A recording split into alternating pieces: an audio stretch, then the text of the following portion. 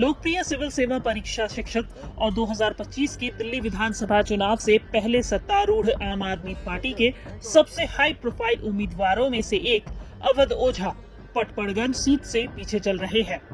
Patparganj seat से हाथ धो बैठे हैं। मैं सबका धन्यवाद अपने कार्यकर्ताओं को, पटपड़गंज की जनता को, अपनी पार्टी को, अपने नेता को, सबको धन्यवाद कहना चाहता हूं कि सबने मेरे ऊपर भरोसा जताया। मेरी सेकंड पोजीशन रही और मैं कोशिश करूंगा कि अगले चुनाव में मैं अपने आप को अव्वल दर्जे पर लेकर आऊं। चूक बस इतनी हुई कि मैं सारे लोगों से मिल नहीं पाया, 1 to 1 मेरा कनेक्ट नहीं हो पाया और उसका शायद मुझे अच्छा समय नहीं मिला था, पर फिर भी मैं इस हार की व्यक्तिगत जिम्मेदारी लेता हूं।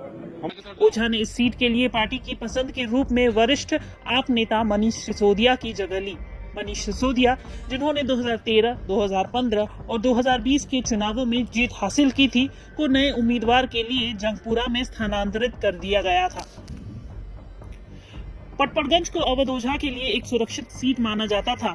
सिसोदिया की टिप्पणियों से ये भावना रेखांकित होती है कि इस क्षेत्र को दिल्ली में शिक्षा क्रांति का दिल माना जाता है। हालांकि ऐसा बिल्कुल नहीं हुआ।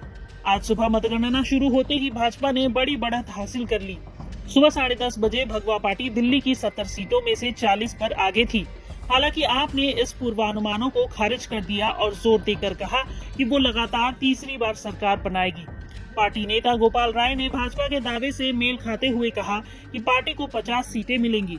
आप जो लगातार तीसरी बार सत्ता में आने की कोशिश कर रही थी, वहीं आम आदमी पार्टी को जीत के लिए केवल बाहरी बढ़त दी गई, क्योंकि पार्टी प्रमुख अरविंद केजरीवाल और उनके दूसरे सबसे बड़े पद पर काबिज सिसोदिया को शराब आबकारी नीति घोटाले से जुड़े भ्रष्टाचार के आरोपों में जेल भेजे जाने के कारण उसकी चुनावी तैयारियों में बाधा उत्पन्न हुई।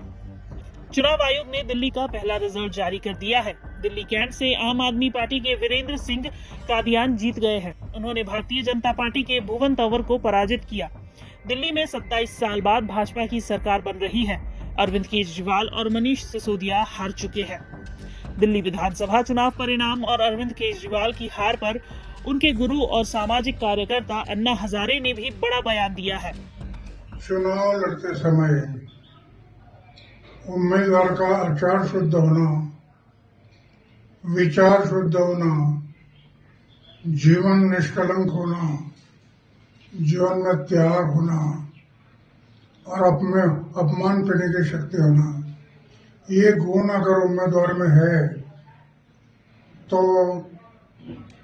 मतदारों को विश्वास आता है ये हमारे लिए कुछ करने वाला है।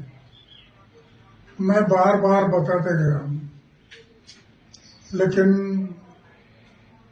उनके दिमाग में नहीं आया और आखिर शराब के बारे में उन्होंने एक मुद्दा उठाया कि शराब की दुकान, उसमें शराब की बात क्यों आ गई? पैसा, धन और दौलत इसमें बह गया।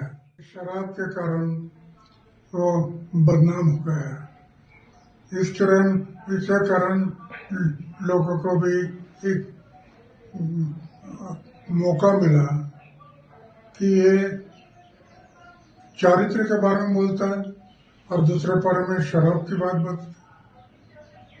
मैं पहले से बता रहा, आचार को शुद्ध रखो, विचार को शुद्ध रखो, वो उनके दिमाग में नहीं रहा और उसके कारण आज वो इलेक्शन में हार गए, कम वोटिंग है।